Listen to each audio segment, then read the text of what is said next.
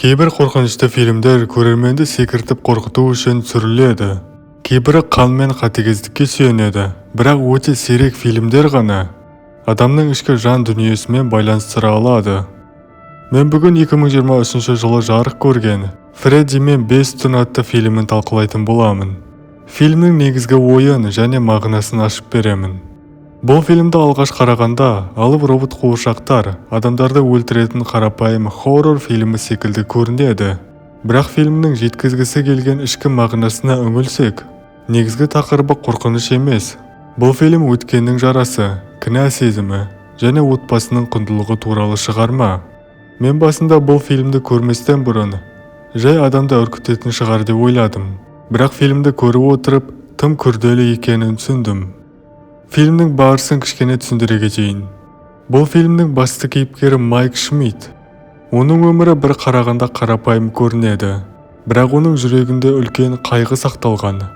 Ол қайғы інісімен байланысты екен. Майктың бала кезінде Гаррет деп аталатын туған інісі бейтаныс адам тарапынан ұрланып кетеді. Майк сол жерде болғанымен ештеңе істей алмай қалады. Міне осы қайғылы оқиға оның бүкіл өмірін өзгертеді. Осының кесірінен арада көп жыл өтсе де, Майк сол күнді ұмыта алмайды. Тіпті әр түні дәл сол болған оқиғаны түсінде қайта көретін болады. Өйткені ол бір нәрсеге сенеді. Егер сол түсті толық есіне түсіретін болса, бауырының жоғалуына қатысты адамды табамын деп ойлайды. Және фильм осы жерде маңызды ойды жеткізеді. Кейде адам өткенді өзгерте алмайтынын білсе де, адамның санасы ол қайғылы болған жағдайды ұмытпайды. Майктың тағы бір үлкен жауапкершілігі оның қарындасы Эбби. Ата-анасынан айырылған соң Майк қарындасына әке де ана да болуға мәжбүр. Сонымен қатар Майк жұмысынан жиі айырылып қалады. Соның кесірінен ақша жетіспейді. Оның үстіне әлеуметтік қызметкерлер Эббиді одан алып кеткісі келеді. Себебі қызметкерлер Майк қарындасына дұрыс қамқор бола алмайды деп есептейді. Сондықтан ол қандай жұмыс болса да қабылдауға дайын. Осылайша Майк ескі әрі қараусыз қалған Фредди Фазбиерс пицца мейрамханасына түнгі күзетші болып орналасады. Бір қарағанда бұл оңай жұмыс сияқты көрінеді. Тек өзі жалғыз таңға дейін күзетіп шығу керек. Бірақ көрермен бұл жердің күрделі екенін сезеді. Мейрамхананың ішінде тұрған робот қуыршақтар күндіз қозғалмайды. Алайда түн болғанда олар тіріліп кетеді. Және олар жай роботтар емес. Олар тым қауіпті екені белгілі болады. Фильмнің ең үлкен ерекшелігі де осында. Көптеген хоррор фильмдерде құбыжықтың мақсаты адамдарды өлтіру. Ал Фредди мен 5 түн фильмінде робот қуыршақтардың өзіндік бір себебі бар. Сөйтсе бұл робот қуыршақтар зұлым болып туған жоқ. Олар кезінде әділетсіздікке ұшыраған балалардың рухтары екен. Сол себепті фильм көрерменнің көзқарасын өзгертеді. Басында біз олардан қорқамыз, бірақ кейін олардың да құрбан болғандарын түсінеміз. Фильм осы жағдай арқылы өте ауыр сұрақ қояды. Нағыз құбыжық кім? Темір роботтар ма? Әлде балалардың өмірін қиған адам ба? Осы сұрақ фильмнің негізгі идеясына айналады. Тағы бір байқайтын маңызды жағдай. Ол Майктың көретін түстері. Ол әр ұйықтаған сайын інісінің жоғалған күнін көреді. Бұл түс тек естелік емес, бұл оның өмір бойы көтеріп жүрген кінәсінің бейнесі. Фильм осыны біртіндеп көрсетеді. Майктың ең үлкен жауы робот қуыршақтар емес, оның ең үлкен жауы өз ішіндегі кінә сезімі. Сондықтан Фредди мен 5 түн жай ғана қорқынышты фильм емес. Ол адамның өткенінен қашып құтыла алмайтынын, бірақ оны қабылдауды үйренуі керек екенін көрсететін психологиялық шығарма. Ал дәл осы идея фильмді қарапайым хоррордан әлдеқайда терең деңгейге көтереді. Яғни бұл робот қуыршақтар құбыжық емес, әділетсіздіктің құрбандары. Фильмнің ең ауыр тұстарының бірі де осы. Біз бастапқыда олардан қорқамыз, бірақ кейін оларға деген аяушылық сезімі пайда болады. Себебі бұл балалар өз еріктерімен құбыжыққа айналған жоқ. Олардың балалық шағыда қатыгездікке ұшырады. Ал жандары тыныштық таба алмай, мына робот қуыршақтардың ішінде қалып қойды. Осы жерде фильм өте маңызды ойды жеткізеді. Кейде қоғам адамдардың сыртқы келбетіне қарап үкім шығарады. Біз сыртынан қорқынышты көрінетін тірі жанды жаман деп ойлаймыз. Бірақ бұл керісінше болуы мүмкін. Мысалы, келбетті әрі әдемі адам жаман адам болуы мүмкін. Оған Ричард Рамирес деп аталатын қаншер дәлел. Неліктен мен бұл қаншерді атап өттім? Себебі ол қылмыс жасап бүкіл әлемге танылғаннан кейін келбетіне байланысты оның жанкүйерлері көбейе бастайды. Тіпті ол түрмеде үйленген деген ақпараттар бар. Міне, адамның қорқынышты тұсы да осында жатыр. Бұл робот қуыршақтардың бейнесі де дәл осы идеяны жеткізеді. Фильмнің тағы бір маңызды кейіпкері Эбби. Ол үлкендер секілді қорықпайды, керісінше қуыршақтармен сөйлесуге тырысады. Неге? Себебі балалар әлемге күдікпен емес, сеніммен қарайды. Эбби олардың сыртқы түріне емес, ішкі жан дүниелеріне назар аударады. Бұл көріністер арқылы фильм балалардың жүрегі үлкендерге қарағанда әлдеқайда таза болатынын көрсетеді. Кейде ересектер қорқыныштың әсерінен қиындықты көрмейді. Ал балалар керісінше адамның немесе басқа тірі жанның қайғысын сезіне алады. Ал Майктың жағдайы мүлдем басқаша. Ол өткен өмірімен өмір сүріп келеді. Оның барлық әрекеті Гарреттің жоғалуына байланысты. Ол өзін кінәлайды. Егер сол күні інісін бақылай алғанда, бәрі басқаша болар еді деп ойлайды. Психологияда бұл жағдайды кінә сезіміне байланып қалу деп атайды. Адам өткен оқиғаны өзгерте алмайды, және өзгерте алмайтынын адам саналы түрде біледі. Бірақ ол өзіне сол қайғыны еске түсіре отыра, өзіне ауыр жүк артады. Майк дәл осындай күйде өмір сүріп жүр. Сондықтан Майк ұйықтаған сайын өткен өміріне қайта оралады. Өткені оның жан дүниесі әлі де тыныштық таппаған. Майк бар болғаны өткенді жіберіп, жай ғана қабылдау керек еді. Тағы бір қызық жағдай робот қуыршақтардың балалармен жақсы қарым-қатынаста болуы. Олар Эббиге шабуыл жасамайды, керісінше оны ойынға шақырады. Бірақ олар үлкен адамдарға қауіп төндіреді. Мұның да символдық мағынасы бар. Балалардың рухы әлі бала күйінде қалған. Олар дос іздейді. Бірақ оларды басқарған жалған естеліктер мен қорқыныш олардың әрекеттерін өзгертеді. Біз қорқып жүрген кейіпкерлердің өздері де бір кезде қорғансыз балалар болғанын түсінеміз. Менің ойымша дәл осы тұс Фредди мен Бештон фильмі қарапайым хоррордан әлдеқайда жоғары деңгейге көтереді. Өйткені фильм көрерменге әрбір құбыжықтардың артында бір қайғылы оқиға болуы мүмкін екенін жеткізеді.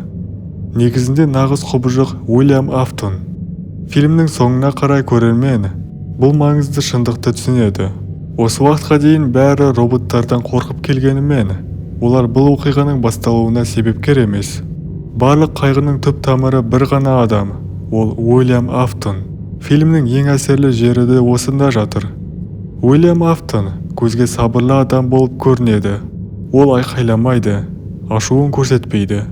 Өзін өте сыпайы адам ретінде көрсетеді. Бірақ дәл осындай адамдар кейде ең қауіпті болуы мүмкін екенін көрсетеді. Уильямның ең үлкен қаруы күші емес, айласы. Өте айлакер адам. Ол адамдардың сеніміне кіріп, кейін сол сенімді өз пайдасына пайдаланады. Бұл оны басқа хоррор фильмдеріндегі зұлымдардан көрі әлде қайда қауіпті ете көреді.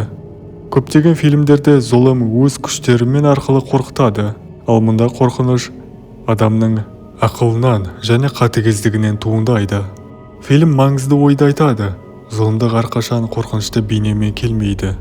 Кейде ол күлімдеп сөйлейтін, сыпайы көрінетін адамның ішінде жасырынып тұрады.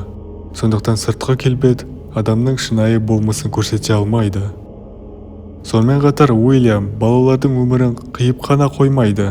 Ол олардың тыныштығын да тартып алады. Сол себепті олар өздерімен не болғанын толық түсінбейді. Кімге сену керектігін де білмейді. Осылайша Уильям өлгеннен кейін де оларды басқаруға тырысады. Бұл жерде фильмнің тағы бір философиялық идеясы көрінеді. Кейде адамның жасаған жамандығы өзінен де ұзақ өмір сүреді. Бір ғана қатыгез әрекет көптеген адамның тағдырын өзгертіп жіберуі мүмкін. Сондықтан зұлымдықтың салдары тек бір сәттен аяқталмайтынын көрсетеді. Осы кезде Майктың да өзгерісі анық байқалады. Бастапқыда ол тек Гарреттің жоғалуын ғана ойлап жүрген еді. Ол өткенге байланып қалған болатын. Бірақ уақыт өте келе ол тек інісін емес, Эббиді және басқа балаларды қорғаудың маңызды екенін түсінеді. Бұл кейіпкердің ең үлкен өсуі және дамуы. Ол өткен өмірін өзгерте алмайтынын қабылдай бастайды. өткенді ойлаудың орнына қазіргі уақытта дұрыс шешім қабылдауға тырысады. Фильмнің маңызды сұрағы бар. Адамды құбыжыққа айналдыратын не? Темір дене ме? Әлде жүректегі қатыгездік пе? Фредди мен 5 түн бұл сұраққа нақты жауап береді. Нағыз құбыжық темір роботтар емес.